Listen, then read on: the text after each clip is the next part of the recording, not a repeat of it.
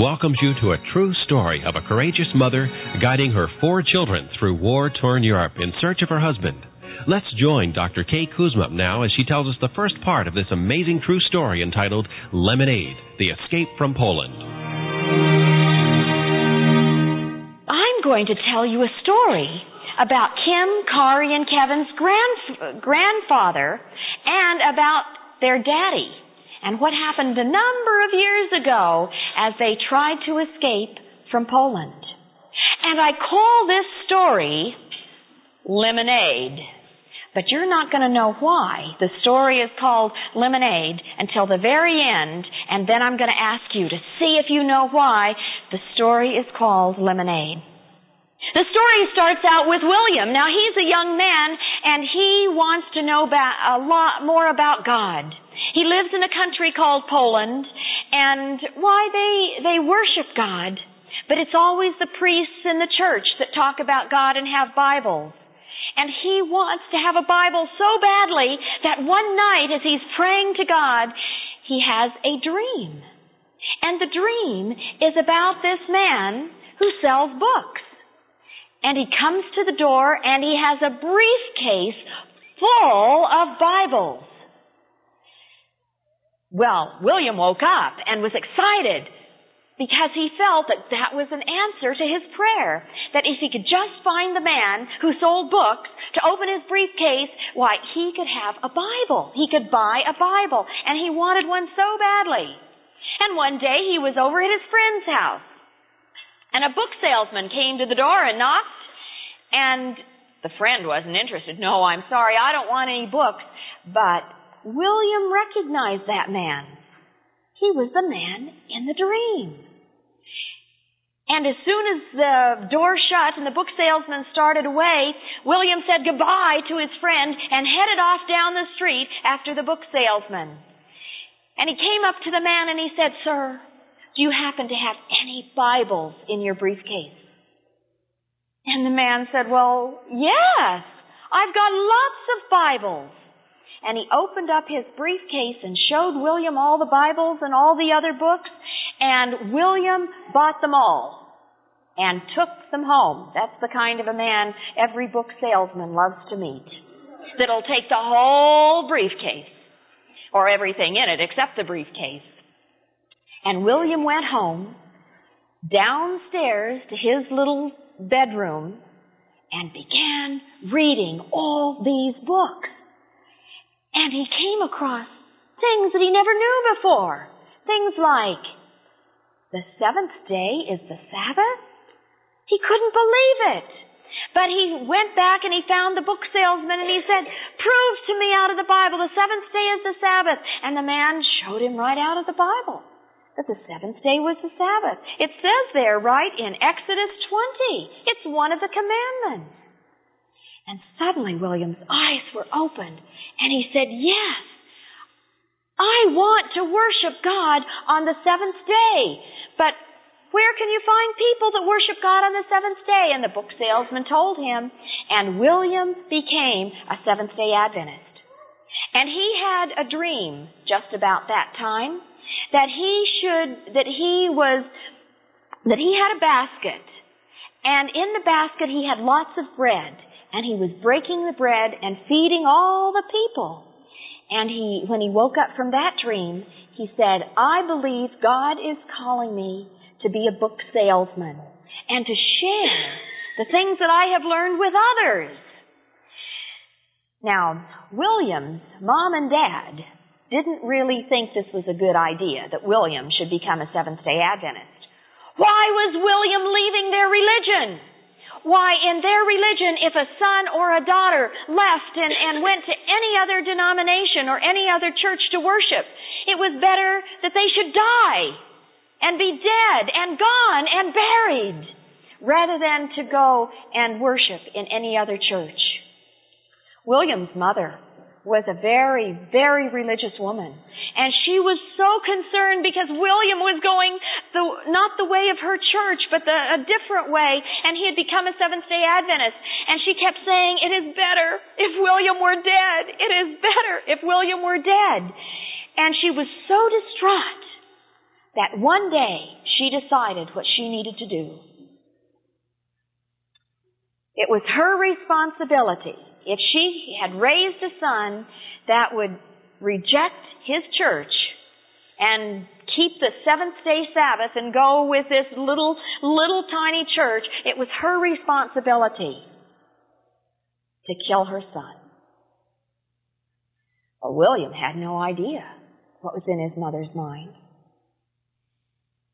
And one day, when he was sleeping in the afternoon because he was up late selling books, he was downstairs in his little room. His mother said, "This is the time." So she got a knife out of the kitchen and started down the stairs. And about halfway down the stairs, suddenly there was a noise upstairs. And somebody was calling, "Yoo-hoo, Mary, yoo-hoo, are you around?" It was her sister. Quickly, she put the knife behind her, and she looked so startled when her sister saw her that the sister said, "What are you doing?"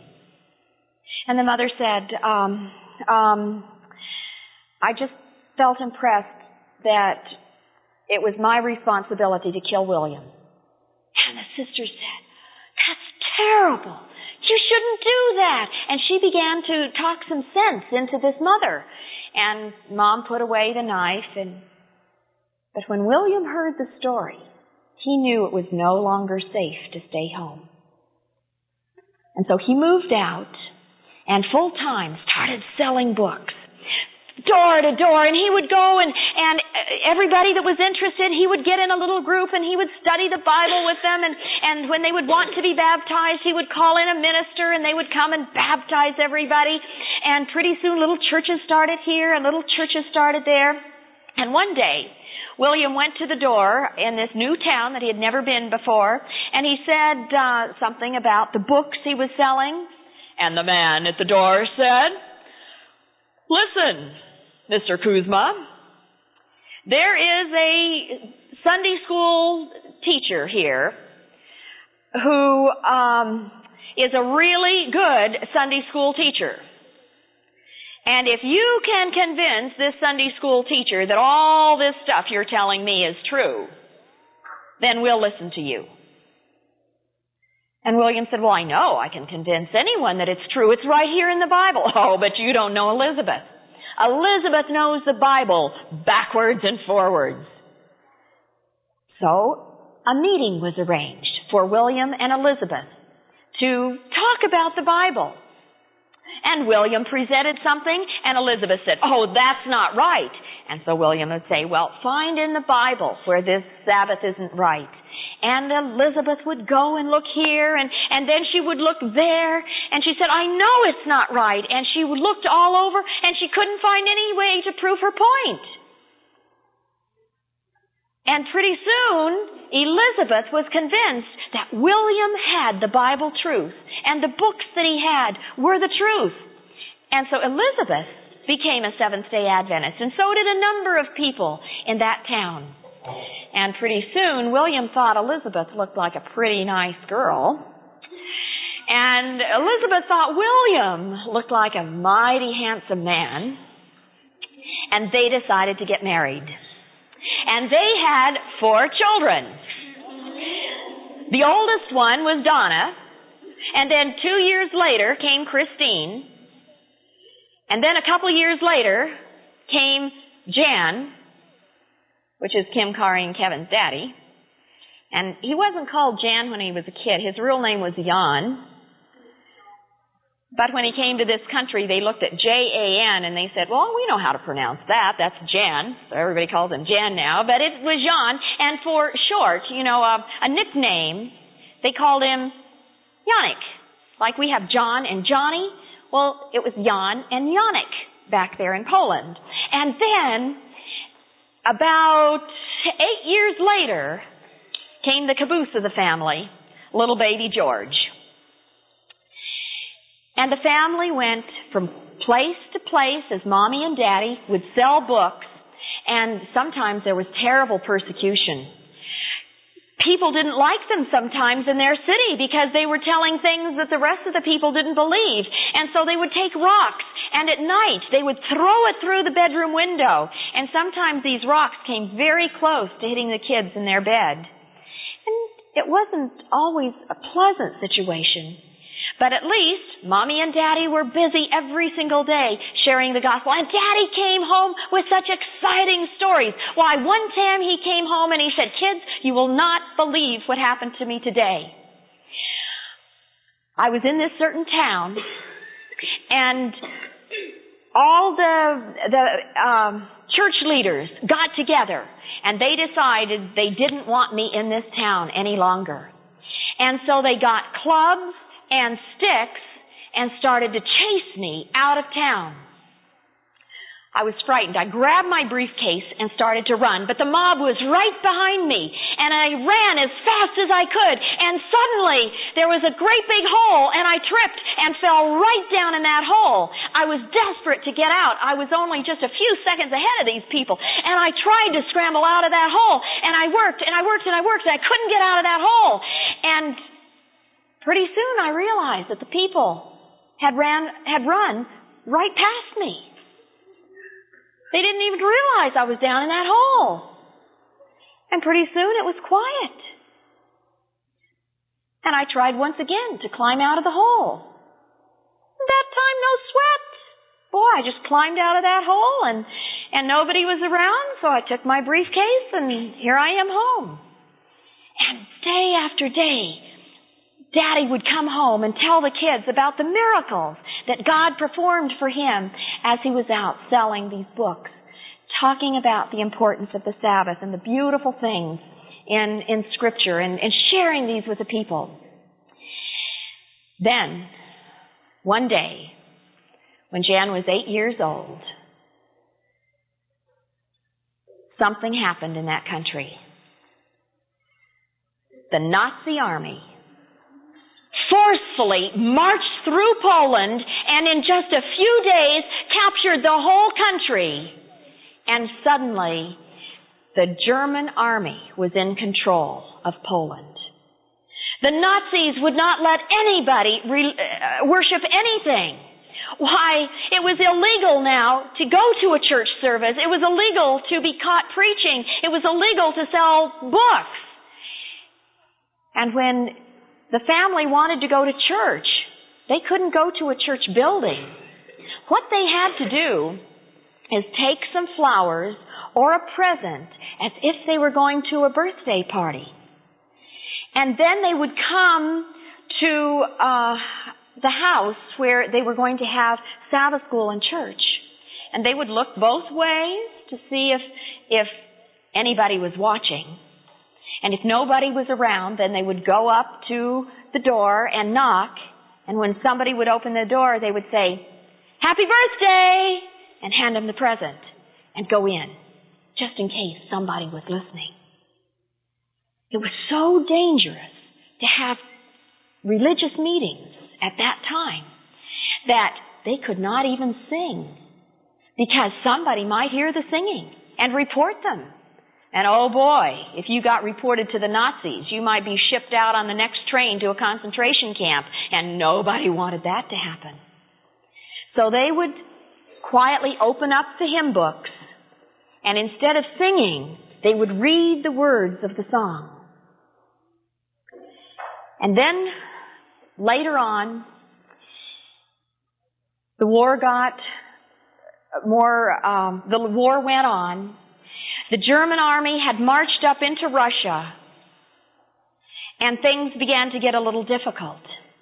The Germans needed every able-bodied person they could get to work in the war effort because so many people were getting killed. And so one day, they came to Yannick's house, and the authorities said that tomorrow they're coming to take their father off to a labor camp. Even though he was Polish, he was going to have to work for the German army. Chen remembers that day as they all gathered together and had a family picture, but he didn't really know what was happening. He was only 8, and the folks didn't tell him too much about the war. They got the family picture taken, and the next day their father was taken away. And they didn't tell the family where he had gone, where he was going to be working. They just knew he had gone off to a forced labor camp. That's like you're almost a slave, forced to work for the army. Weeks went by. Well, during the war, Jan's father could no longer sell books. So while he was home, he went back to his old business, which was a shoe manufacturing business. And he made shoes. Now, when he had to go off to the army, who was going to take over the factory? Well, Elizabeth's mom decided she was going to have to run the business. And she was a good businesswoman. She knew how to make money. And she knew how to influence people. And when the German army officials would come and say, now, we need 100 army boots by Friday, she would say, oh, sir, to these big army officials, the people that were in charge now of the country, who were enemies. She had the strength to say, sir, we couldn't possibly meet that order. Why can't you meet the order? Because, she said, you have taken so many of the Jewish families away to, it was a holding area before the trains came to take them away to concentration camps. You have so many of these people on your list to take away that our families are so sad they couldn't possibly work. We can't get those shoes done for you because everybody is so sad. But maybe we could get that order out if you could take these people off your list. Give me the list. And the officials would look at the list. And because they wanted those army boots so badly, time after time after time, Elizabeth Kuzma was able to free many of those Jewish families so they didn't have to go to the concentration camps. And life got worse and worse. And they never heard from Daddy, but she was a good businesswoman. Until one day, the dogs began howling. And everybody wondered why the dogs were howling. And then a number of hours later, they began to hear the artillery shots. The war front was coming close. Suddenly word spread through the city. The Russian army is pushing the German army back through Germany. It's no longer safe to stay in this city. You must leave immediately. And they painted such a terrible picture of that barbarian army. They told about how awful those Russians were, those terrible barbarian soldiers, and how if they wanted the ring on your finger, and if they couldn't pull it off, why, they knew of soldiers who would just bite off the finger or cut off the finger in order to get the ring. And if you had a tooth that was filled with gold, and they wanted that gold, why, they thought nothing of taking a rock and knocking out your tooth and taking the gold. And what they did to women and children, why, it was so awful. Nobody even talked about it. It was so awful. No way would they leave anybody behind for this Russian army, which was pushing the German army back through Poland. No way would they leave anybody behind for those barbarians.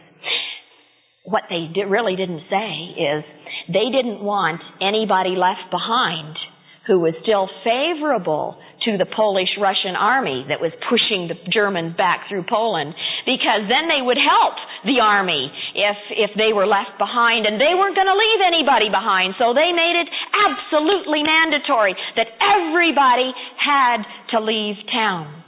Well, said Elizabeth, how long before we have to leave? Oh, they said, the train is leaving in a couple of hours. What should we pack? Oh, don't worry about packing anything.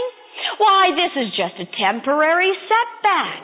In a few days, we will have pushed those Russians back where they belong, and you can go back to your town or back to your home.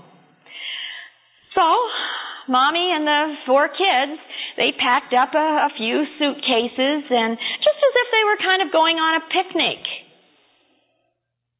and headed off to the train station. And it was kind of fun, going someplace new, and they'd be back in just a day or so, and they got on the train and went down away from the war front to another city. But in just a couple days, again, the loudspeakers came through the city. The kids had heard the dogs barking before, and pretty soon they heard the artillery shots, and now the announcement that the war front was pushing down to that city. Again, they would have to get on the train and leave. Everybody packed quickly. The whole town, all the other people that had crowded into that town from Putsk, where the kids started out, everybody ran for the train depot. Nobody wanted to get left behind for this terrible, awful army that was pushing the Germans back through Poland. And Jen's mother suddenly stopped, and she said, I have an impression. I just have a feeling that we shouldn't get on that train. Oh, Mom! You must be joking! What do you mean not get on the train? That's the only way to safety! Why, what if those awful Russian soldiers would come into town? Think what they might do to us. Please, Mom, you've got to get on that train. And once again, Mom said, I just have a feeling we shouldn't get on that train. So everybody else got on that train and left town. Except Mommy and Donna, Christine, Yannick, and little baby George. The town was quiet. There was no one around. Everybody was gone. And then Mommy said, I have a feeling right now that we should leave town. But Mom, how are we going to leave town? And tomorrow I'll tell you what happened.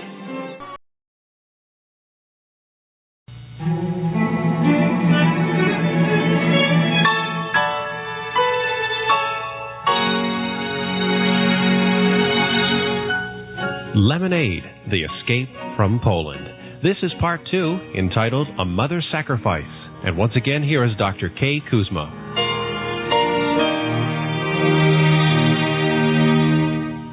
The story started out with Yannick's daddy, William, and the family, then William met Elizabeth, and they had 4 children. Now, who can remember the 4 children's names? Now, that's going to be hard, because we haven't used all the names.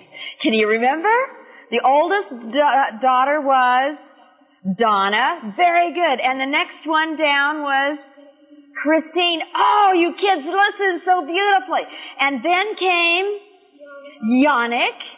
And finally, 8 years later, there was baby George. And they were living in Putsk, Poland, when suddenly, or one day, they heard the dogs start barking. And what was happening when they heard the dogs start barking? What were the dogs hearing that the people couldn't hear? The artillery shots. They were hearing those high sounds. And then word came that they had to leave town. So Mom thought they were just leaving like for a picnic, headed off to the train station, down to another town, and they stayed there for just a few days, and then what happened again? They said they had to leave again, right? And What was the army that was pushing the German army back through Poland? The Russian army was pushing the German army. Oh, you kids listen so well. And what is the name of the story? Oh, you even know that. Incredible. Okay. So here we have the word spread now in this other little city where they were, that everybody in the whole city must get on the train again and leave. And so everybody was grabbing their suitcases and running toward the train because they knew if they didn't get on the train that the terrible Russian army was pushing the German army back through Poland and it would catch up to this town. And if anybody was left behind, they told terrible, awful, horrible, terrible stories about what those barbarian soldiers would do to people if they wanted gold. Remember all those awful things? And the kids were scared and they were running to the train and suddenly Mommy said what? What did Mommy say? I don't think we should get on the train.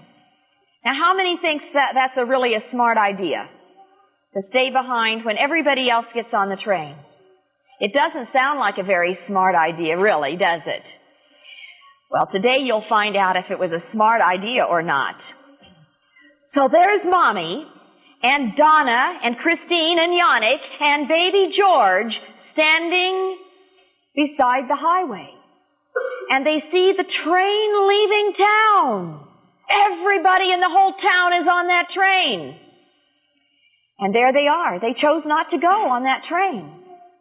And after the train pulls out of town, Mommy says, now what does she say?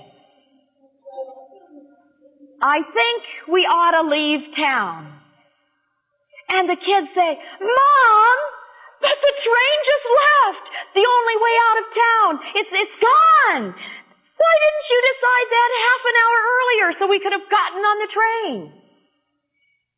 Well, said Mother, I just didn't feel like we should get on that train. I just had this impression that we shouldn't get on the train. Well, said the kids, what are we going to do now? Everybody has left and we're all alone. And those terrible Russian soldiers are pushing the German soldiers back. Mother, we're scared. So Mom said, well, why don't we just stand here next to the highway and just see if anybody comes by and maybe they can take us to safety. And they stood there for a while, and there in the distance, there was a Jeep, and then another Jeep, and another Jeep. It was a caravan of German officers who were trying to escape before the war front. As the war front was being pushed down, they were trying to get out of the way because they didn't want to be captured by those horrible, awful Russian soldiers. And so the first Jeep went by and, the kids were hoping maybe we can catch a ride. But the first Jeep was filled to capacity. There were so many people crowded in the Jeep. These German soldiers didn't want to get caught, and so they were heading off. And the next Jeep went by, and that Jeep was full too. And the next one, but that one was full too. And every Jeep was full, overcrowded with people. Now the kids said, what are we going to do? And Mommy said, let's keep praying.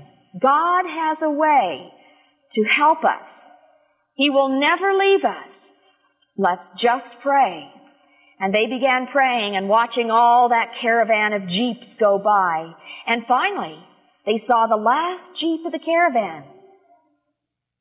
And as it came closer and closer and closer, suddenly they realized there was nobody sitting in the back seat of that Jeep. And they got out on the road and they waved their hands, and the officer that was in that Jeep, driving that Jeep, he stopped and he said yes, they could get in. And they piled in that Jeep with all their things and headed off to safety. They went on down the road with the caravan and finally they stopped at another town.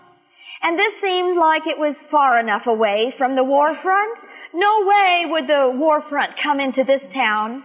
So Mother thanked the man that had taken them, and they got out in a strange place, having no idea where to go. everybody was kind of in chaos in this city because so many people from the war front had come into the city trying to find places to stay, and others had left. It was just, it wasn't an organized community now, and there were empty houses, and because some of the people were scared to stay around and they had left. So, Jan's mother decided that they would go into a basement area of an apartment and stay. But the refrigerator for the apartment house was up above, and they kept all of their food up there. But at night it wasn't safe to be up above, because if any of the soldiers around would see those lights up there, they might shoot at them. And so every night they would go down into the basement, and day after day after day went by like that. Then one day, the dogs started howling again. What did that mean? The artillery shots were in the distance, but the people couldn't hear it yet. And pretty soon they could hear the shots. The war front was moving closer and closer to this city. How could it be? They thought they were safe, and once again it was coming to them. This time, instead of the officials of the town saying everybody must get on the train and leave, they said, now you have a choice.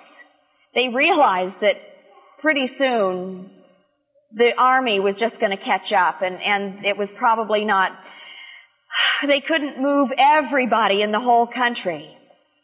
And so they said, whoever wants to can get on the train and leave town. Well, the interesting thing is, they heard that the train that Mother didn't take, that everybody else in that whole other town took, that train was bombed, and almost everybody was killed on that train. But for some reason, Jesus impressed that mother to not go on that train, even though it seemed like the right thing to do. Don't go on that train. Now the children were anxiously waiting to see what Mother would say. Should they go on the train, or would they have to stay behind? And it was so scary to stay behind. Mom, what are we going to do? Well, said Mother, I don't know where Daddy is, but I have a feeling every time we move that we get further away from where Daddy probably is. And I'm afraid we'll never find him unless we stay put. So most of the people in the town got on the trains and they left. The dogs were howling.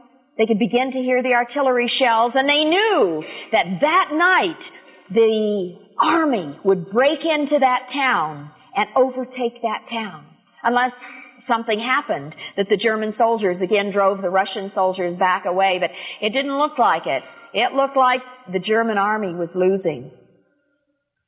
So Mommy told the children, children, it's very important tonight that nobody go upstairs. Nobody turn on a light, because the apartment building we're in is facing the war front. And if those Russian soldiers would happen to see a light in any of the buildings, chances are they would think there would be German soldiers in those buildings. So don't go upstairs, don't turn on a light, keep the shades drawn, and we'll wait and see what happens. The kids were all praying, all except baby George. And he got hungry. And he started to cry. And he cried and he cried and he cried. So finally, Christine and Yannick said, Mommy, please, let us go upstairs and get some milk for baby George. Well, said Mommy, be very careful and don't turn on any lights. Pull down the shade, don't turn on any lights, and go up and get some milk for baby George. So Christine took baby George, and they went up the stairs of the apartment house, around one landing and up the next landing, and up the next landing, and up the next landing, way to the very top where the refrigerator was that had the milk and the food for baby George. It was kind of scary because nobody was around, and everything was so quiet, and it was so dark they could hardly see. Yannick went right away over to the windows and pulled all the shades, and Christine pulled another shade, and they went to the refrigerator, opened the refrigerator, took out some milk, and they poured it into a little skillet, like a little pan, a little pot, a little saucepan. And Yannick noticed that it was so cold. If they could only warm it a little bit. And so he got an idea. He wouldn't turn on any lights or anything like that because Mommy had warned him.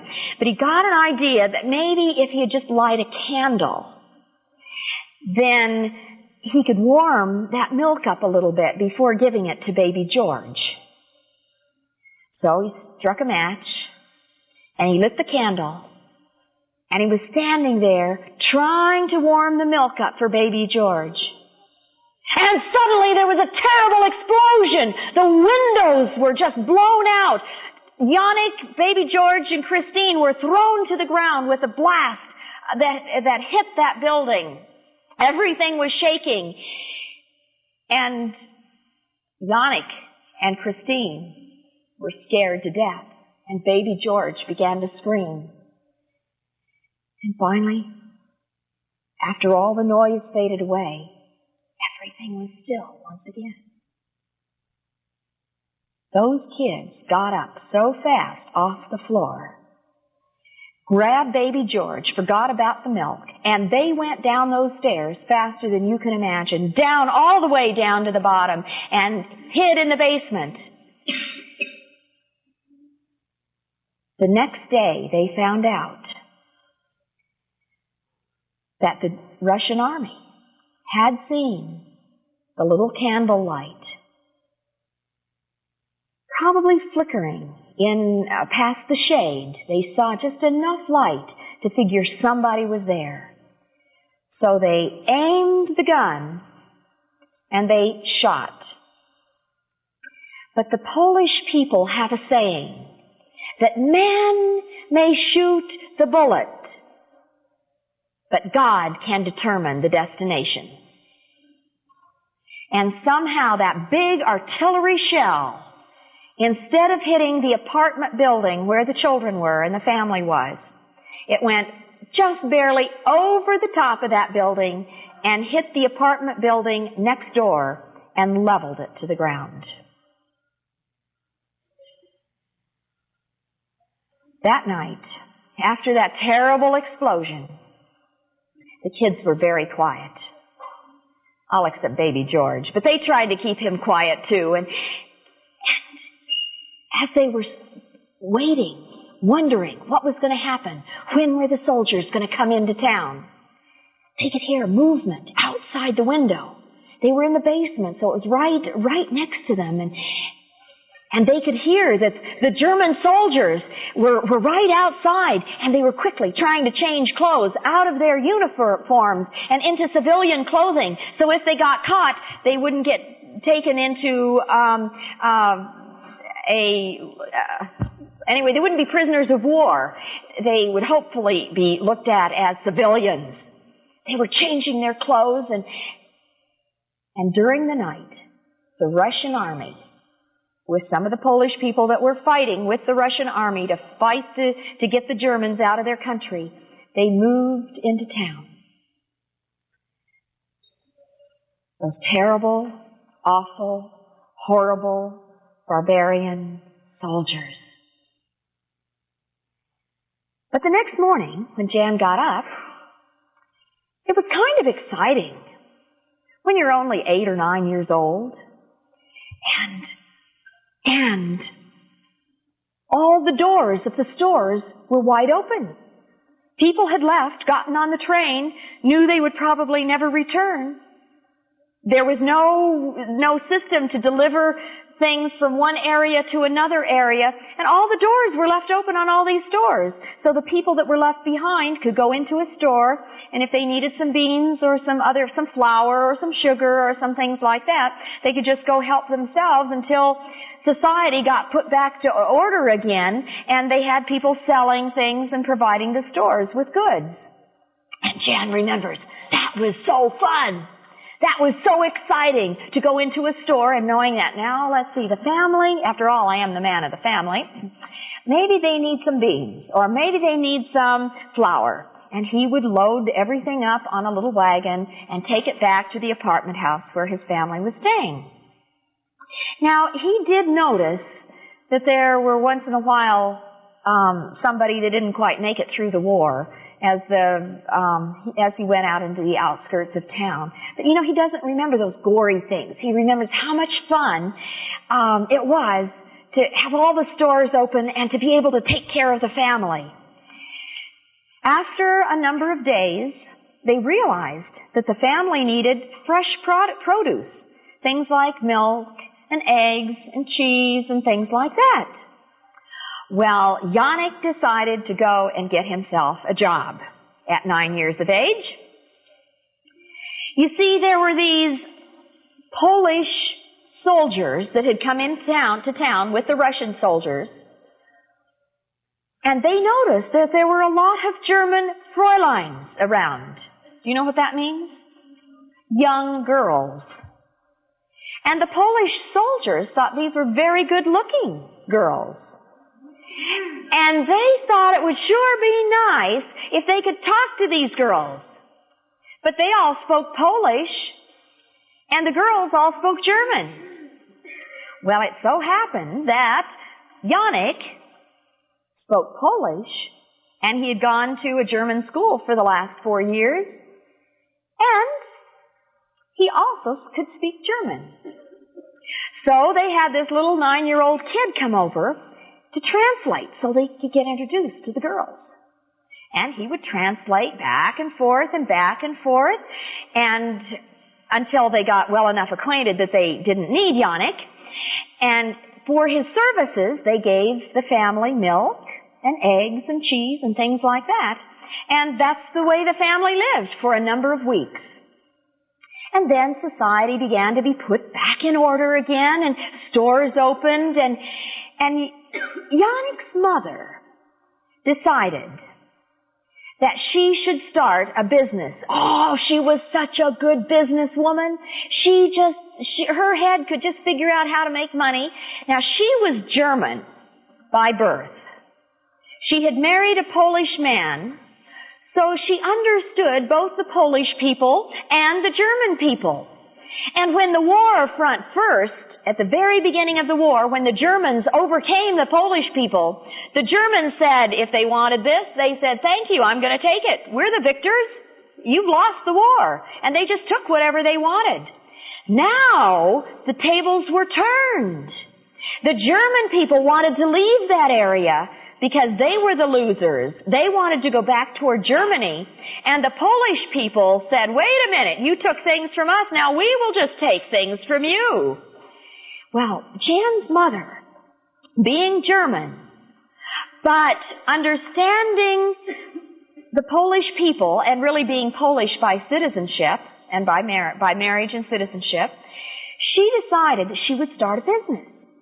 Why? She would buy things from the German people who wanted quickly to sell their things so they could leave. She would buy things for a pretty good price. Then she would mark them up a little bit, and she would sell them to the Polish people who wanted these things. And before you knew it, their house was filled with this apartment was filled with all kinds of things.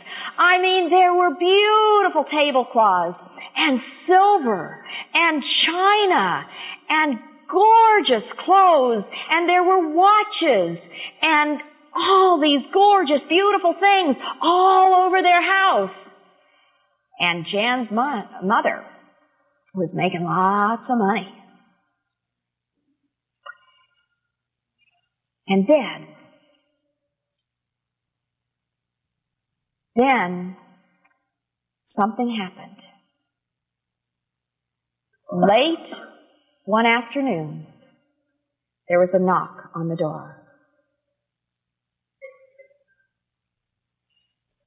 Yannick's mother opened the door, and sure enough, it was the Incavo Day, the secret police from the Polish secret police.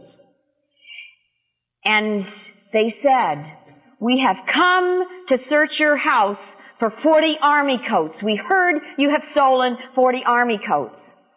"Oh, no," said Yannick's mother. "I haven't done anything like that." "Well, we heard that you did, so we have come with a search warrant to search your house." Well,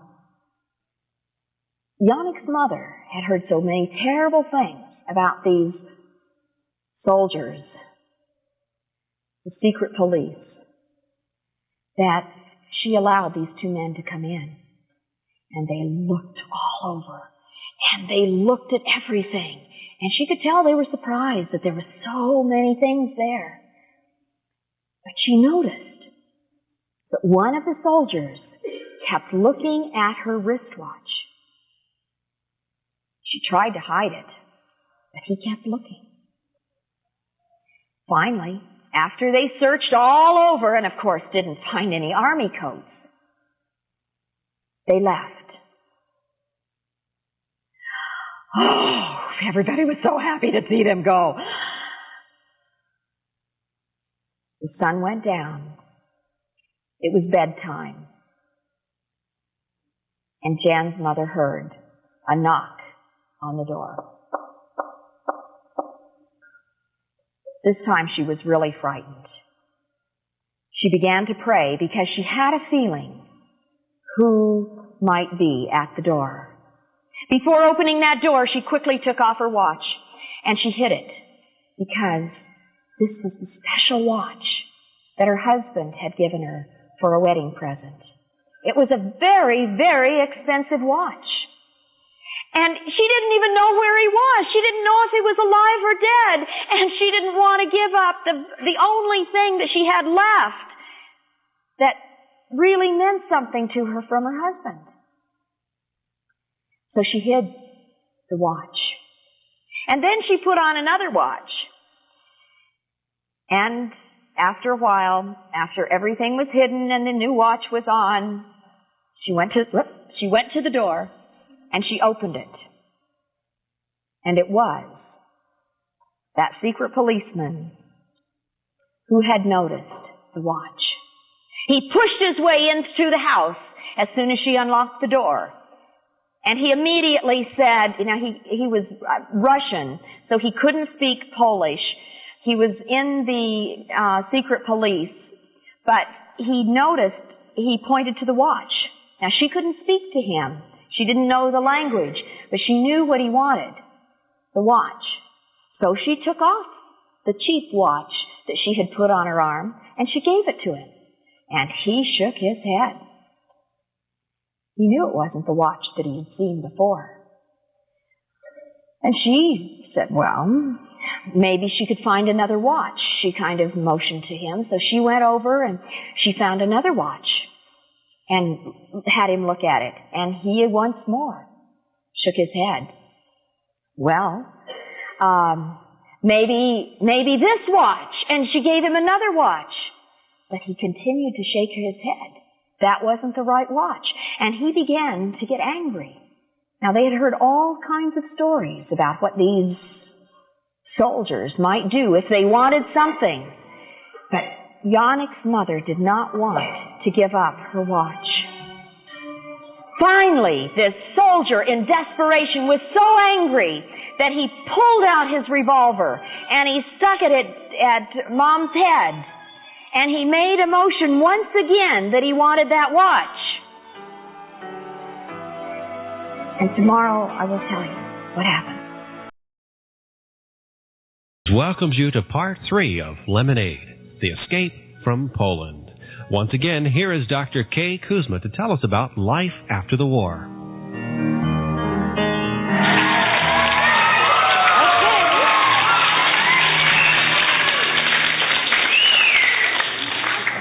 sounds like you're enjoying the story. And we're way up in the air with what's happening when I left. Oh, the revolver, you remember. The Russian secret policeman has just come in, and he was the one who had seen Mother's watch, the one that she had gotten from her husband. And now her husband, she didn't know where he was, and she didn't want to give up this watch, so she had hidden the watch. And now late at night, this Russian soldier comes back, and you know how terrible and awful stories had circulated about Russian soldiers. Well, this Russian soldier came back, and he kept pointing to her watch. And she took off the one watch, which wasn't the real one, because she had hidden the one that her husband had given her. And she went and got another watch, but he knew it wasn't the right watch, so he kept pointing to the watch again. And she got another watch, and another watch, and another watch. And soon he got so angry that she wasn't giving him the right watch that he pulled out his revolver and put it to her head, and he again motioned to the watch. He wanted the watch that he had seen earlier that afternoon. What should she do? It was the only thing she had from her husband, and she didn't know if she would ever see him again. It was an expensive watch. She didn't want to give up that special keepsake. But she knew that he just indeed might pull the trigger. So finally she decided she would have to give up that watch. And she shook her head yes, and went over to the hiding place where she had put that watch, and she gave it to the man. The man put away his revolver and left. And quickly she bolted the door, and she breathed a sigh of relief, and she prayed a prayer of thanksgiving that the man had gone. But the next day, she got word that she was going to have to leave town. But the next day, she got a special announcement from the city that said, "You are no longer welcome in our town. We will give you 3 days to leave. 3 days to pack your suitcases and be on the train, or else."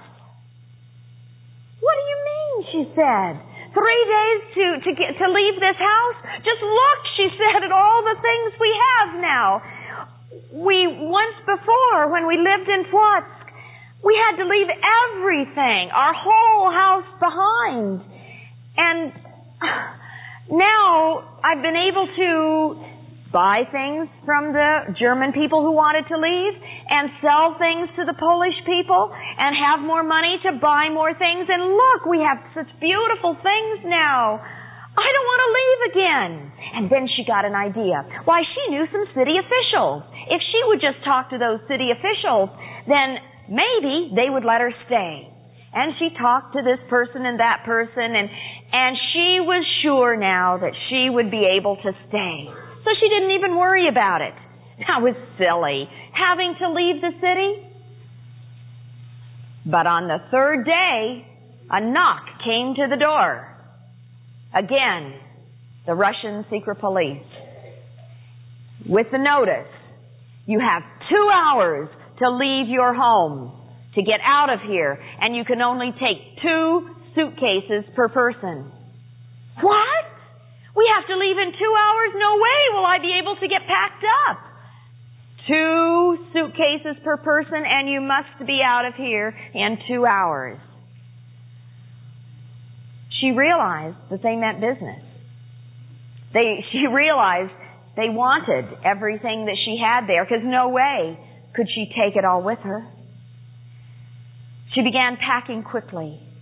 2 suitcases per person. That meant they could take 10 suitcases, and that was it. She quickly packed, and when the 2 hours were up, they made sure that she left the house with her children. They ushered her to the railroad station and left her just standing right there on the railroad station. She had no idea where she would go, where the children would live now. And as they were standing there, and Mom went to try to get some tickets to just the next town, a man came up, saw Donna standing with the suitcases. She had one on each side of her. And the man came up, pushed Donna over, grabbed the 2 suitcases and ran. So by the time Mother got back, they were already down to 8 suitcases. And can you guess what were in the suitcases that this man stole? The most significant things that you could possibly imagine. All the children's clothing, all their underwear was in these suitcases. So they got on the train having nothing to wear except what they had on. They got on the train, went to the next town, and got off in this strange town, not knowing anybody. And Mom began to knock on doors and to ask, are there any Seventh-day Adventists in this town? Because she knew if she could find somebody that went to the same church that her family went to, that certainly they would be able to find a place to live. But the town was overcrowded. There was no place to live. Finally, she went to this one home. And they had a lot of other people, 3 or 4 other families living in their house with them already. But they said, well, we do have a little corner down here in the basement that you could have to sleep in. Why, it was the middle of winter, and it was cold. And how long would your mother let you wear the same underwear before she needed to wash it? About 1 day? Well, this mother was a good mother, and she was not going to let her children wear dirty underwear. And of course, they didn't have anything else because the man had stolen the suitcases with all the underwear and all the clothing.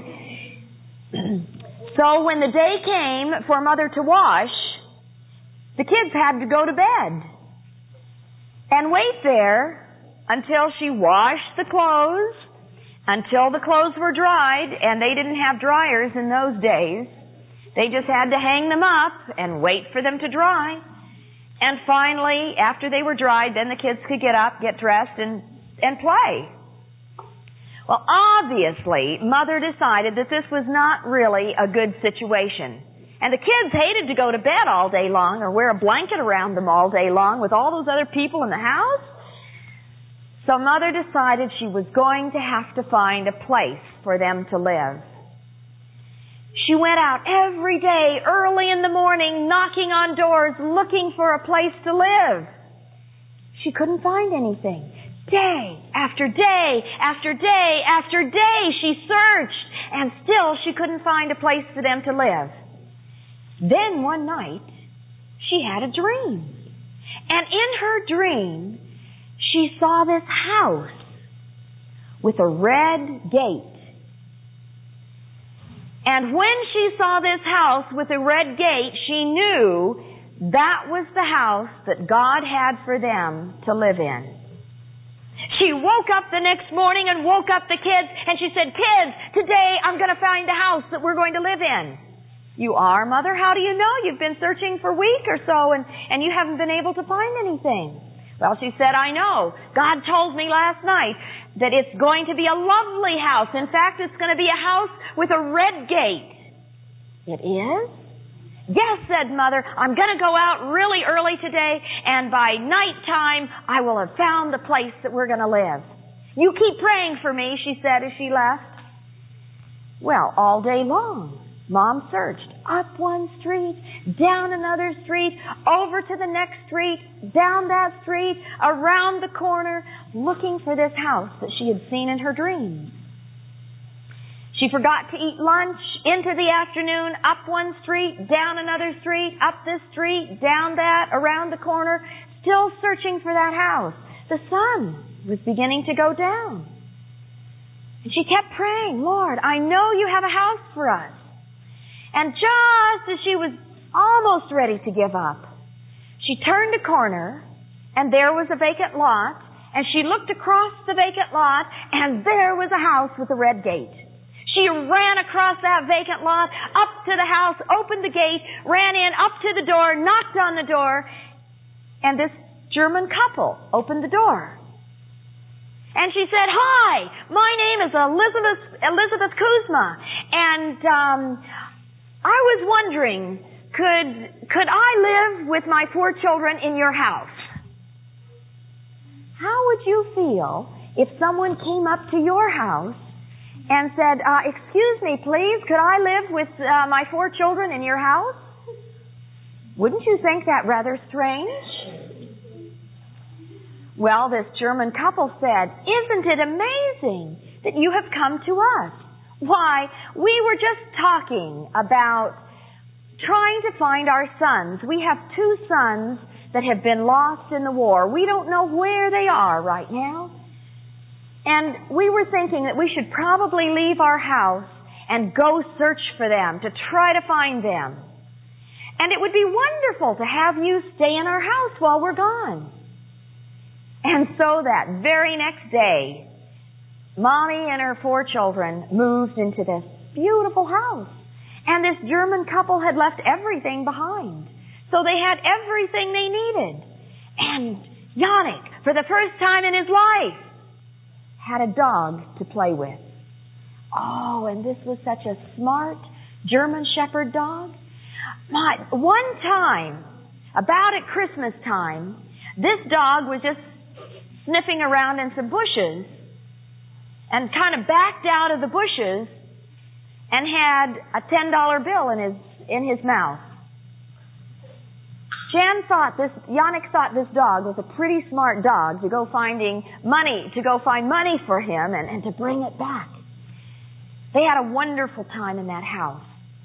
But all the time, as Mommy started her business, selling things to the Polish people that needed it, and buying things from the German people who wanted to get rid of their things, Mommy, all the time they started this business and they were making lots of money, and the shelves started loading up with beautiful silver and china and all those lovely things. All the time they worried about, will they be asked to leave again? Will they be forced out of their home again? Will the secret policeman come again, the Uncavo Day, and take everything they have? Day after day, they worried about this, and they prayed for the Lord's protection. And then, late one afternoon, they received an interesting visit. It was someone from church. What happened was the Polish minister from their church had gone to a camp meeting. And while he was at camp meeting, he met a lady who said to him, do you know where the Kuzma family is? Do you know where Elizabeth and the children might be? Yes, he said. They're in my church. Oh, really? She said. I have wonderful news for them. I heard on the Red Cross radio broadcast that William Kuzma is alive. Really? Said the pastor. Where is he? He's in Germany. And apparently what they were trying to do after the war is to try to get families back together. And because they had been separated, the people who were trying to find each other called into the Red Cross, and hour after hour on the Red Cross broadcast, they would say something like, William Kuzma in Germany, and the place in Germany where he was, looking for his wife and 4 children, Elizabeth and 4 children, last seen in Płock, Poland. Anybody knowing their whereabouts, please contact Red Cross station number 406. Well, quickly, when that lady heard that broadcast that William Kuzma was looking for Elizabeth, she quickly wrote it down because she had known them before. And she wrote down that information, and now at camp meeting she was trying to find somebody who knew where Elizabeth Kuzma was. And it's a good thing that Elizabeth and her 4 children were going to church and knew that pastor, because pretty soon that pastor came home from camp meeting, came right over to Elizabeth's house and said, "I have wonderful news. Your husband is alive and he's wanting to find you. He's in Germany." And the family was so excited. So they began writing back and forth. Now the interesting thing is, before William Kuzma got his wife's letter, he had a dream. He had a dream that there was a large evergreen tree. And flying around this evergreen tree were 5 white geese. And the white geese were flying around the tree and then settled on the evergreen branches. And he thought that was such an interesting that he went to one of his friends who was also who was there in the camp in Germany, and he said, "What's that dream mean?" The pastor said, "Well, it means that you will hear that the 5 members of your family," and that he got the that came station that she and the 5 were all alive. He was so excited. "You've got to bring and escape from Poland and come into Germany where I am." Well, she got that letter. And she wrote back to him. And she said, "Where are you living?" And he said, "Well, I'm living in a displaced persons camp." "Well, what kind of a home is that?" "Well, it's not really a home. It's just a camp until we can find a place to live. Until we can go to America." He had a dream and wanted to come to America. "Well," said Elizabeth, "I live in a beautiful home with a red gate. You come to Poland." "Oh, no," he said. "I don't want to go back into Poland. There's no freedom there. Here there's freedom. I want to go to America and give my children a chance to have the education they deserve, to have the religious freedom they deserve." Well, Elizabeth wrote back and said, "Wait a minute. What kind of money are you making?" And he said, "I'm not making any money." But Elizabeth said, "I'm making lots of money. You come to Poland." "No," said William. "You come to Germany." And all this time, Elizabeth was making a lot of money.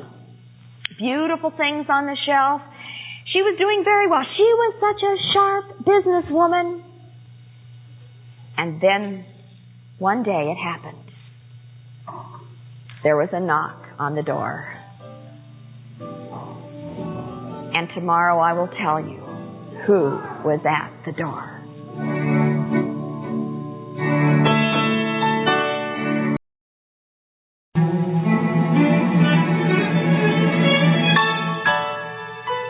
Lemonade, the escape from Poland.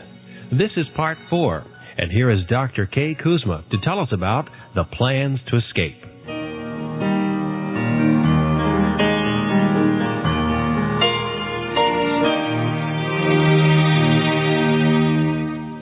Remember that Mom was writing back and forth to Dad. They found out that Daddy was alive. Daddy was where now? Daddy was at a displaced persons camp, a camp where people that didn't have a home, that were displaced from their real home, were staying until they could get permanent location. And Daddy had a dream. The dream was to go to America. And he kept writing back to Mommy, and Mommy said what? No, come back to Poland, because she had plenty of money and she had a nice home to live in. And what did Yannick's father keep writing back? No, you come to Germany. So the story begins tonight, knowing that there's the secret policeman always around and you're never quite safe. The story begins tonight with a knock on the window. And everybody kind of wonders, what is it this time? Remember the last time this happened and the secret policeman was there? They had to leave their home. Was it going to happen again? Yannick looked out the window, and there he saw somebody that he recognized. Why, it was a lady he used to know way back, and an old friend of the family. And so they opened the door, and she came in, and she had an incredible story. She said that Daddy got tired of riding back and forth, and you wouldn't come to Germany, and so he hired me to come and get in fact about 4 different families hired this lady to come and get all the families together and help them escape across the border. I mean, this lady was an escape artist, if there ever was an escape artist. She was in Germany. Then she heard that her husband was back in Poland. So she went back over the border into Poland. She searched around for him, and then she heard that he was back in Germany. So she had to escape back into Germany. She just couldn't go legally back into Germany, so she knew how to do it. This is how you do it if you need to escape across the border. In case you need to escape across the border, you'll all know now. You just get in a great big hay wagon full of hay, but you make sure there's a false bottom in the hay wagon. So when you hit the border and the officials take the big pitchforks and go down through the hay like this to make sure that there's nobody hiding in the hay, you don't get hit because you're lying there in the bottom of the hay wagon with boards over the top of you. She said it's easy to go across the border. Well, Yannick's mother didn't know quite what to say. Here was this lady that they used to know. They trusted her. And here she came with a special letter from her husband. Please come with this lady. Trust her. She knows how to get back and forth across the border. She will help you. Please come. Well, this lady knew that if she could just bring something very special to the children, that they would want to go to America. Now, if you wanted to have someone come out of Poland and risk their lives escaping, what would you take them to make them want to go over the border? Well, a Porsche. Well, that probably would do it. Well, this lady thought and thought, and finally she decided, I know what will do it. And so she had a knapsack with her, and she took off her knapsack, and she opened it up, and she had peanuts in there. The kids from Poland had never tasted peanuts. Oh, and they tasted them, and they tasted so delicious. They were so wonderful. And then, to top it all off, she had some soda crackers. And they tasted these soda crackers. They had never tasted soda crackers before. And they tasted them, and they thought it was manna from America. They thought it was wonderful. They had never tasted anything so delicious. And the kids were saying, Mom, please, let's go, let's go. Daddy wants to take us to America. Let's escape, let's go. Well, Mom thought about it a little bit. She looked around at all those things she had and finally decided, okay, we'll go. So the lady wrote down a date, and at this special time, on this date, they were supposed to come to the border town, to the train station, and meet her there, and together with 3 or 4 other families, she would help all these women and all these children whose daddies were down in Germany. She would help them all escape. But they were to be there at a certain time, a certain place. She said, will you be there? And Mommy said, okay, we will be there. The lady went away to find the other families, and Mommy began selling all the things that she had, getting rid of it, because she couldn't take it all with her. But she planned to take the cash with her. I mean, she had lost so many times. Lost that first house back in Putsk where they had lived for such a nice long time. She lost everything there. And then the second house where she had so many things, and the Encavo Day came and forced her to just take a few suitcases. Why, she lost everything again. And she wasn't about to lose the third time. She was going to plan very carefully. So she turned it all into cash. Now, how do you carry around $10,000 if you got it all in cash? I don't know exactly what the amount of money was, but it was a large amount of money. Well, she figured that Yannick would be the safest person to put it on. Who would bother a little boy? Now, they might search her. So what she did is that she first had him get dressed in something like a Pathfinder suit, a Boy Scout outfit that had lots of pockets in it. And so he stuffed all those pockets with all this money.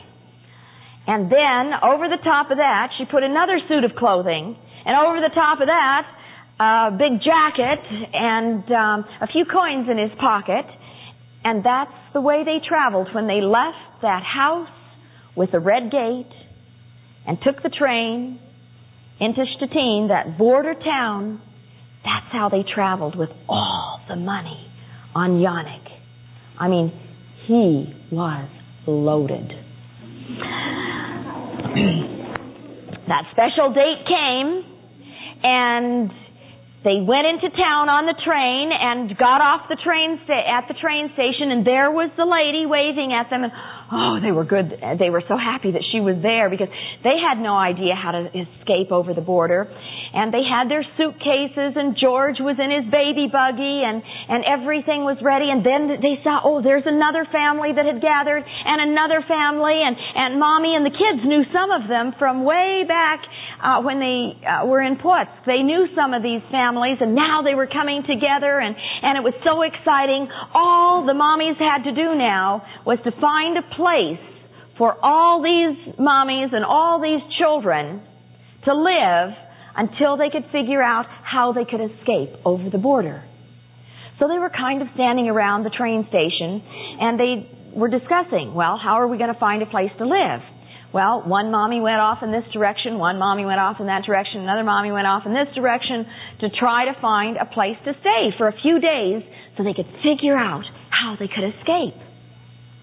And then they would all come back to the train station to try to figure out, I'm sorry, I didn't find a place. I didn't find a place either. I didn't find a place either. Because everybody was crowded into this border town. Because all the people who were German, who had gotten caught in Poland, were trying to get across the border. Now, what happened after the war? Poland used to be right here. But after the war, the Russians said, we're going to take part of Poland, the part that has the oil and all the other good mineral resources. We'll just take this part of Poland. Well, that made Poland that big. That was no fair.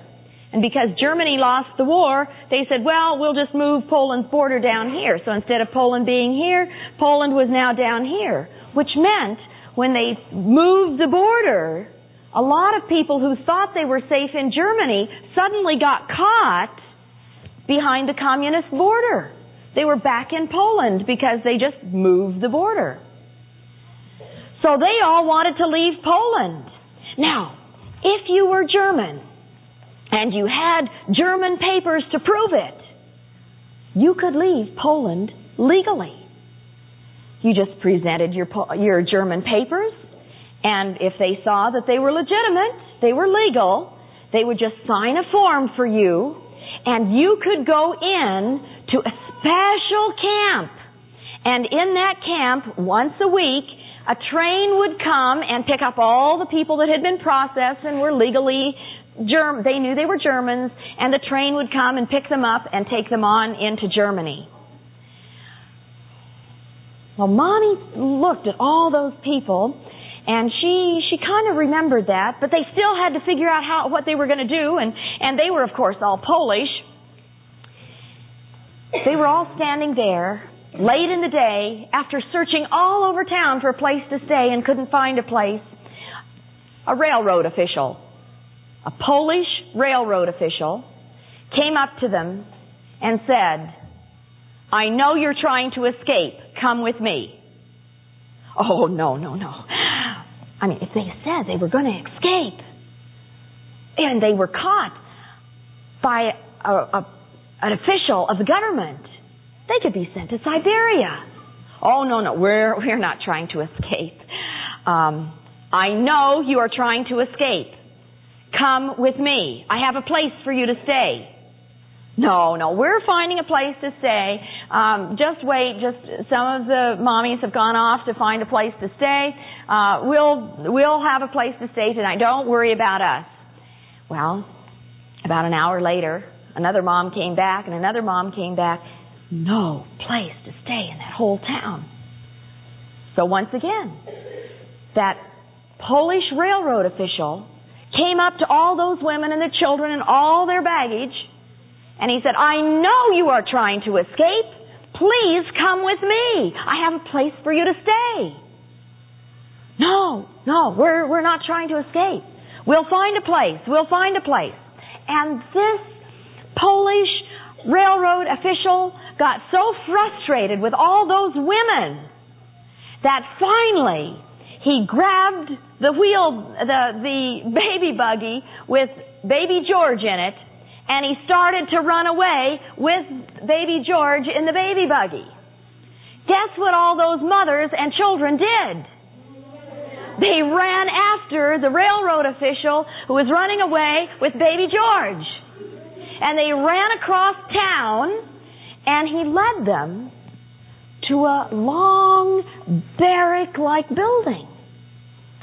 And he told them they could stay here for as long as they needed to stay here until they figured out a way to escape. Oh, we're not going to escape. No, not us. But they had no place else to stay. They went into this long barrack-like building, and there were lots of beds. Lots of beds all lined up, one next to the other, all lined up. They brought in all their things. And the kids were always kind of curious, when you get to a new place. I don't know if you ever do this, when you get to a motel and you kind of look around and open things up and pull the drawers open to hopefully somebody has left a $100 bill in one of those drawers, and you kind of look under everything and search under the bed. Suddenly, Yannick, as he was looking under the bed, stopped. There was a great big long axe under the bed. Then they looked under the next bed, and there was another axe under the bed. And under the next bed, there was another. All the beds had axes under them.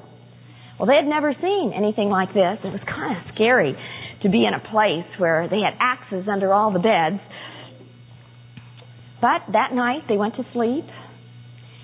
And the next morning, the lady who had come to help them escape out of Poland said, well, I'm going now to arrange for a big hay wagon so that we can all get at the bottom of the hay wagon. Then they'll put the boards on top of us. Then they'll put the hay on top of that. So when we get to the border and the officials take the big pitchforks, put it down through the hay, it won't hit any of us, and we'll just go on through the border. Wait a minute, said Mom. Let's see. 5 moms, 5 women, and 16 kids in a hay wagon? Can you imagine 16 kids in the bottom of a hay wagon? Somebody's going to sneeze. What if they would sneeze when we were going through the border? And then they would find us. Why? If they would find us trying to escape, they would send us to Siberia. We can't take that chance. Well, said the lady, what else are we going to do? We can't get across the border. There's barbed wire, there's searchlights, there's a spot that's called a no man's land where the grass you can't even, crawl across because the grass has all been mowed. They'll find us. 5 women and 16 kids coming across the border. They'll know. We have to figure out a better way of escaping. Mommy started to pray. And she got an interesting idea. She was German by birth. And she remembered all the German people who had been displaced that were in Poland when the border changed. Why, they were getting to go to Germany legally if they had papers. Well, a lot of people had lost their papers during the war. And if you had lost your papers during the war, as you were forced out of your home, you could go to a special office and apply to get new papers. Because she was German, she felt she had a right to those papers. Now, technically, she was Polish because she had married a Polish man. She had a Polish marriage certificate, and she had a Polish birth certificate for each one of the kids, and she had all the Polish school records. And she figured she didn't want to get rid of those because they were important papers. But she thought that maybe if she did it right, she could get German papers for the whole family. And maybe she could get them for all 4 families. So she took some of that money out of Yannick's pocket and she started rolling up $100 bills. And she put it in a cigarette case, really nice cigarette case. And she prayed. And she went up to the official at the window that was the official that was responsible for getting papers for people who had lost their German papers. And she said to the man, "Sir, I am German." And she spoke beautiful German. "I am German. I don't have any papers. I need papers for myself and my 4 children. And I need papers for 4 other mothers and all their children. Can you get me papers?" And the man, he looked at her and he shook his head. "Oh, I'm sorry, I don't think I can." "Please," she said, "we need papers. Our husbands are all over in Germany waiting for us. We must have these papers." And at the same time, she handed him the box of, quote, cigarettes. He opened the box and saw how peculiar these cigarettes looked. And he shut the box and he said, "Well, maybe I could arrange to get some papers for you." So in another day or so, she had papers for everyone in their whole party. But the interesting thing is that one lady didn't speak any German. Now, if you were going through a border to be searched to make sure you were German and you had all your papers in order and you didn't speak any German at all, what would you do? Now, you got to go through the border. You can't hide. She played as if she were deaf and dumb. She had her papers, and she walked through as if she couldn't hear or she couldn't talk. And she walked right through. And all the other mothers walked right through. Now, it was illegal to take money over the border. They didn't want you to take any money out of Poland if you were going into Germany. They hated the Germans for what the Germans had done to them during the war, and they didn't want any of their money to go over there. Well, Mother thought about that. You know, it really wasn't fair. She had already lost 2 times. Daddy didn't have any money at all. It would certainly come in handy. So she said, "I think I'll try to take some money." So there was Yannick with his Pathfinder outfit filled with money and a few coins in his pocket, his black satchel on his back, and in that black satchel was something extremely important. Another thing she did not want to leave behind were all those Polish papers that really proved they were Polish citizens at this moment in history. Before the war, you could be Polish and German. After the war, you had to be one or the other. And she had married a Polish man. But she didn't want to get rid of the birth certificates and all those certificates, so she very carefully opened a school book. And she put the papers in between the pages of the school book, closed the school book, and put it in the black satchel, the school knapsack that Yannick used to take to school. It was a leather knapsack. It had beautiful gold buckles, and you could lock it. So she put the book in there with a number of other books, and Yannick went through the border, and the man said, "Do you have any money?" And he pulled out his pockets and emptied a few coins there, and the man took them, and he ushered Yannick all through with all that money and all those Polish papers on him. They showed them where they could stay in this little apartment. It had a cement floor like this and just a couple cots for them to sleep in. And they put all their things over by the wall. Oh, they were so pleased to be there. Now all they had to remember is to keep speaking German. Just keep speaking German. So nobody would find out. Keep speaking German. Well, that was easy until you got angry at somebody. And when you get angry at somebody and need to argue, it's very hard to argue in a second language when you're not really very fluent in that language. So suddenly the kids would get angry and they would start to argue in Polish. And then they would remember and try to change to German. And a couple times they almost got caught. One afternoon, a knock came to the door of their apartment. Another knock. And again, it was a secret policeman. One of the officials of that camp. And he said, "We have found some silver in the apartment under you, and we saw you talking to those people, so we are going to search all the things that you brought here to see if there's any silver at all." "Oh no," said Mommy, "we don't have any silver." She didn't tell him that she had money or those Polish papers, but she said, "We don't have any silver." Well, they said, "We have to search." The man forced his way into their room, went over to the big pile of suitcases and all the boxes they had, made the family stand over here to the side, and he began searching through those boxes. Box after box he opened, he looked through to make sure there was nothing that shouldn't be there, and then he put the box over on the other pile, and all the time he was getting closer to the black satchel that was lying right in the middle of the pile. All the children knew what was in that black satchel.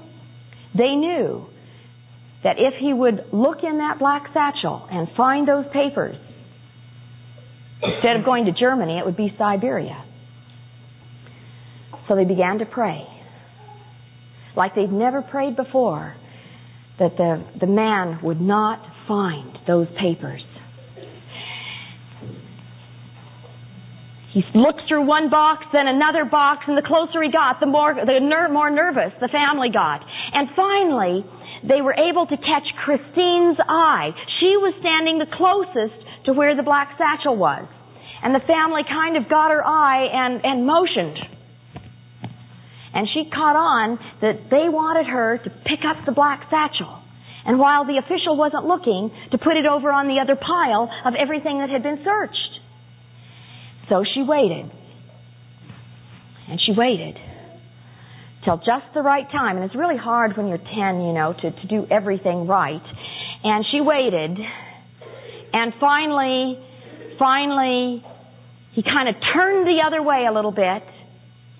And she quickly reached over, picked up the black satchel.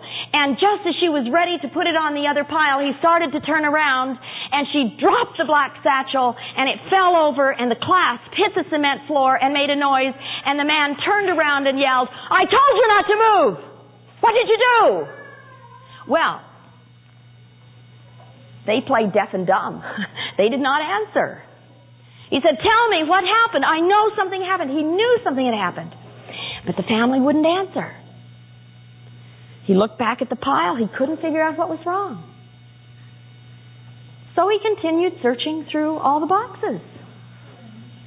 And finally, after he got to the very end, and had everything over on the pile of all the search things, he stood up and he looked around at the family and he said, I think I missed something. I'm going to have to search through these things again. This time, he put the family over on the other side of the room where they couldn't possibly touch anything on the pile. And once more, he began searching through those boxes. This time, everything was out and open. You could tell he had looked through it once before. And this family prayed like they had never prayed before. He got closer and closer to the black satchel, and at last he picked it up.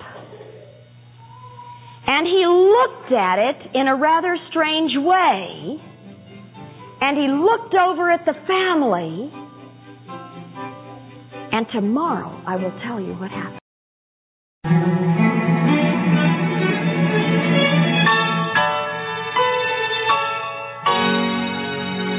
Lemonade, the Escape from Poland. Welcome to Part 5, entitled From Sour to Sweet. And here is Dr. K. Kuzma.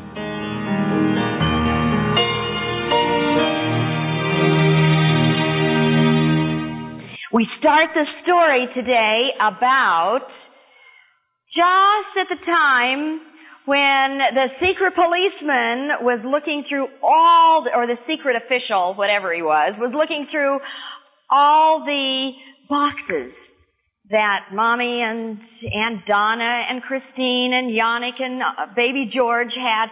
And he was looking through everything to try to find if there was any silver hidden.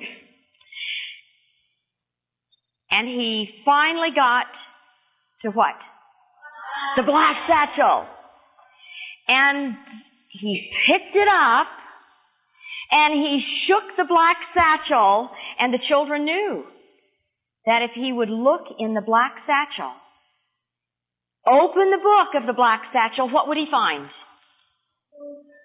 All the special papers that were the Polish birth certificates and marriage certificates and all the school records of the children from Poland that would prove their Polish citizenship. And they didn't want to find that because they were going through this special camp on Mom's citizenship because she was German. So they were in the camp, and he was holding the black satchel. Everything else was open, but the black satchel was closed completely, locked up. And this man, who was a very intelligent man, whom the government had hired to search and find things that people shouldn't have, he lifted up this black satchel, shook it, looked around, kind of with a funny look on his face, looked at the black satchel again, and said, I looked at this, didn't I? And he threw it over on the other pile. Oh! Now this was an answer to prayer. It says in Psalms 50:15, trust me in your time of trouble, so I can rescue you and you can give me glory. Remember when Christine was standing there and she moved the black satchel all by herself? They were praying, but she tried to help herself, didn't she? And what happened? It made a noise, and the man started to search again. But this time, no way could the family help themselves. They were desperate.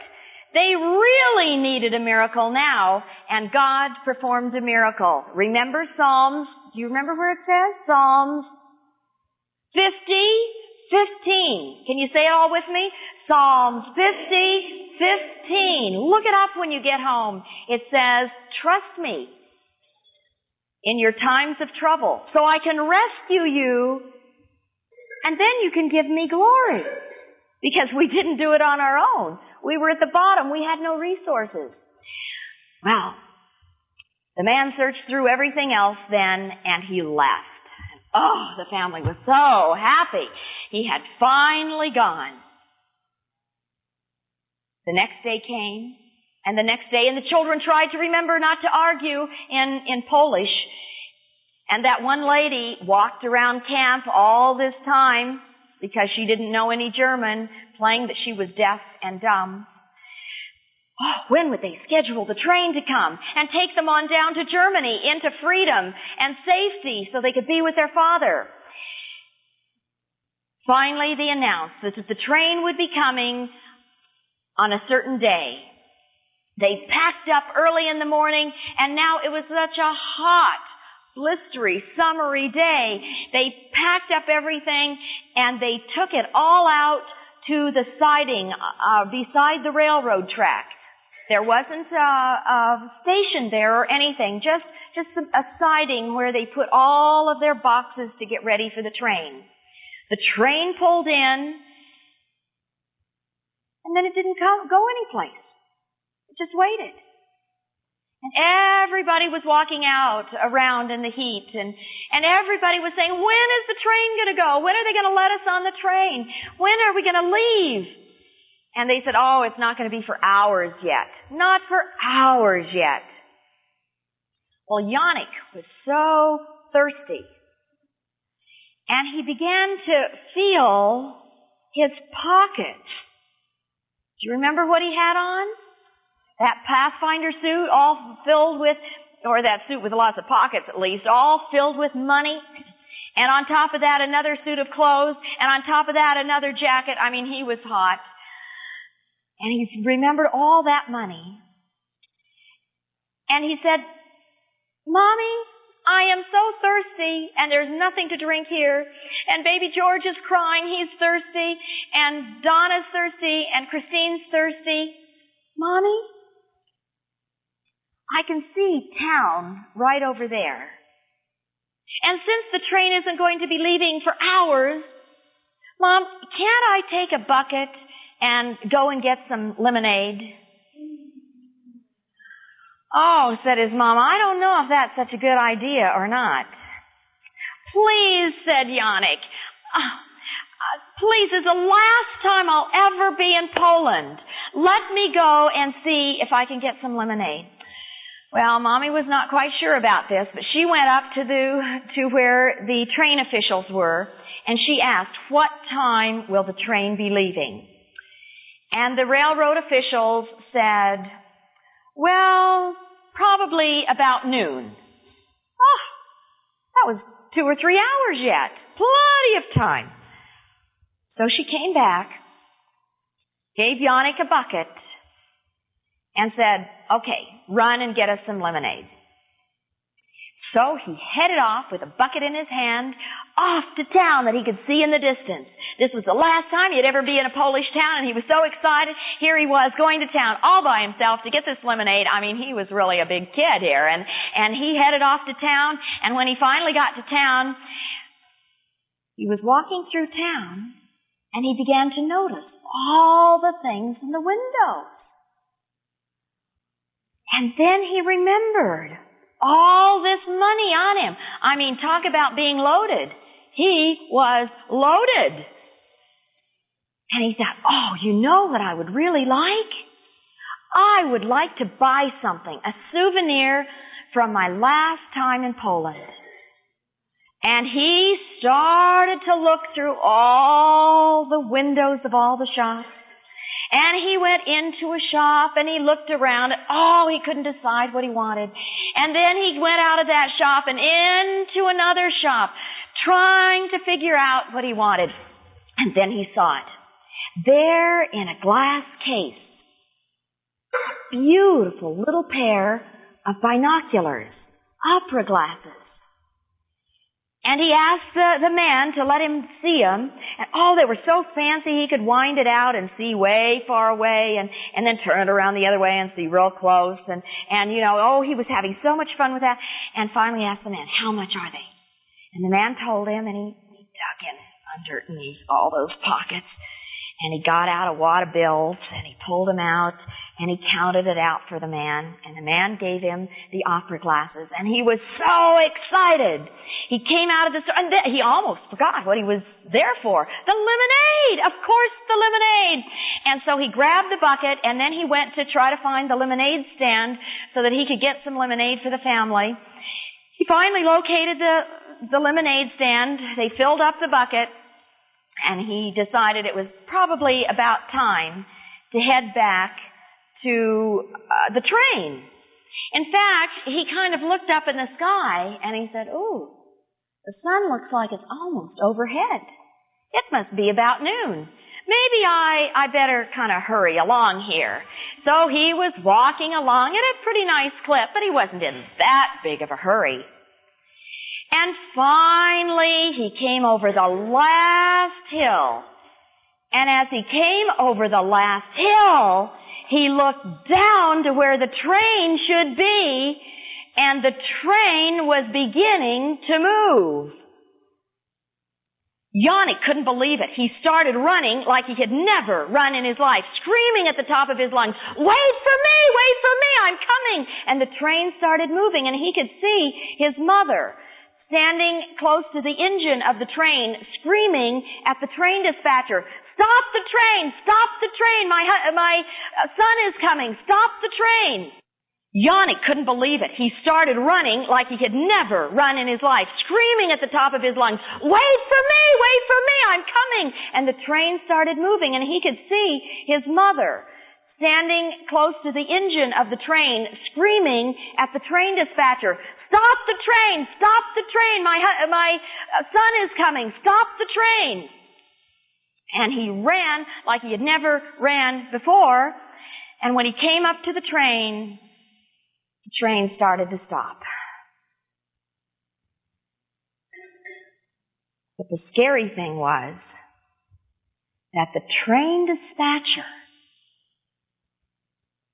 was the very same railroad official that met them in town and said to all those women and children, "I know you want to escape.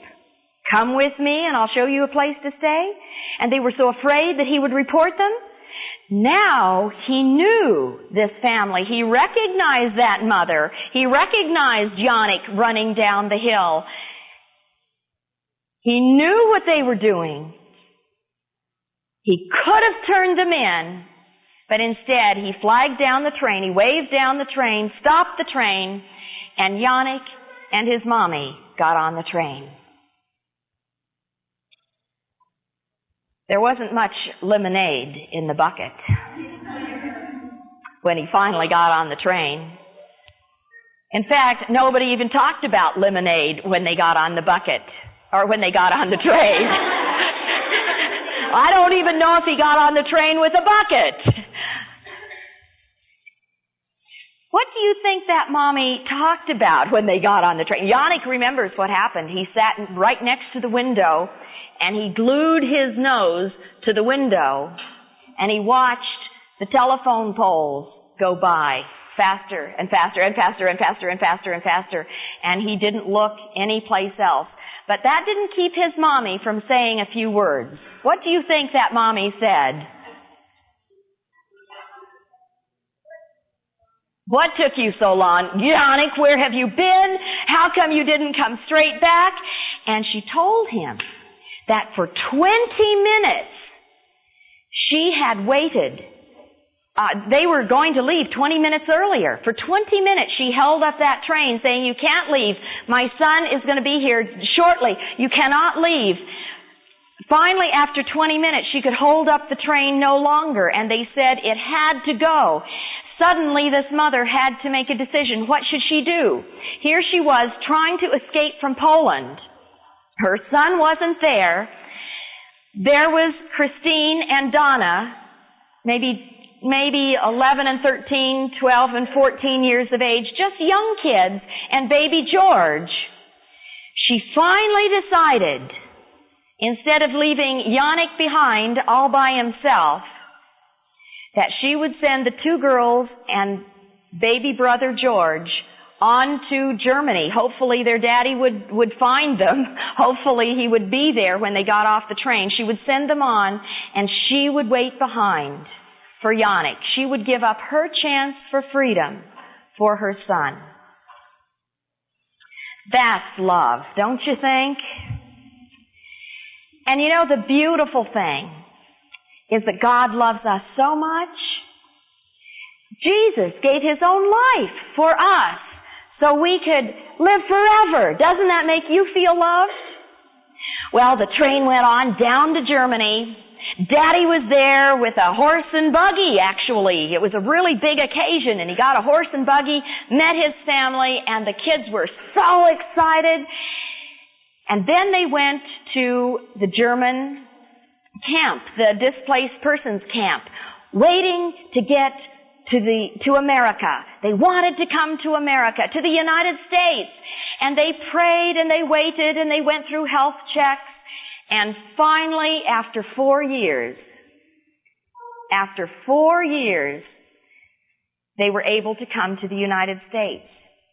Now, the interesting thing, during these 4 years in Germany, there wasn't too much to do in camp.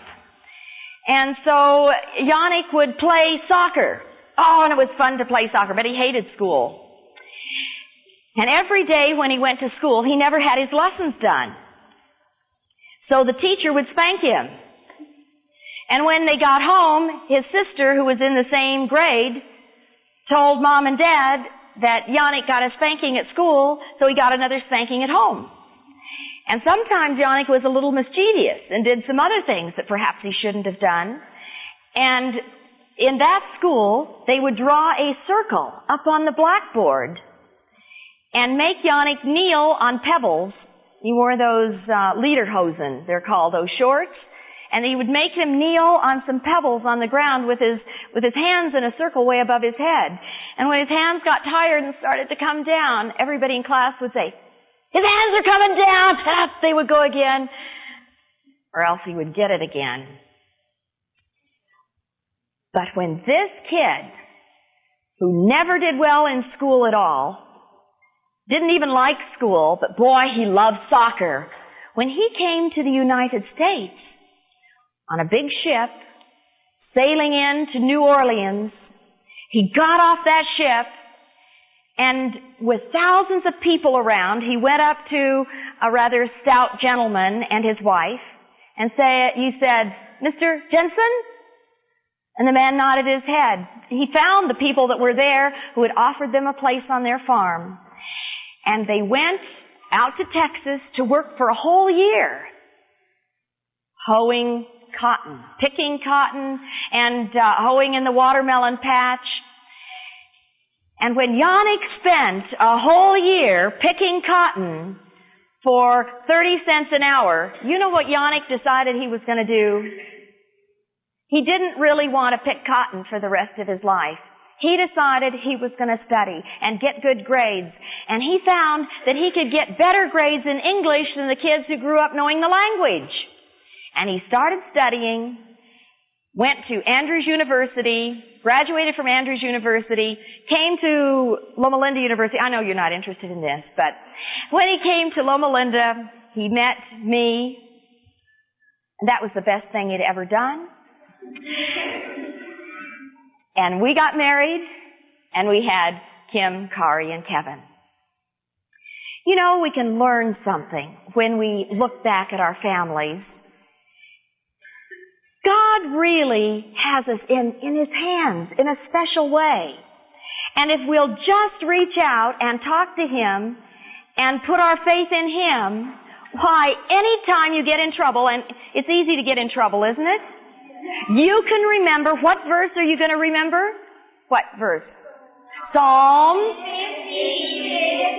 50:15.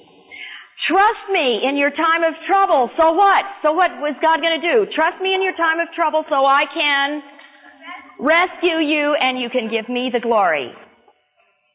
Kimberly, when she was starting to write the story down, decided to call it Lemonade. Because the story ends with lemonade, even though it may have begun with a sour experience. And that's the way the Lord wants to make our lives. He wants to take the sour experiences and add the sugar of His Holy Spirit and His love and turn your lives from lemons into lemonade. God bless.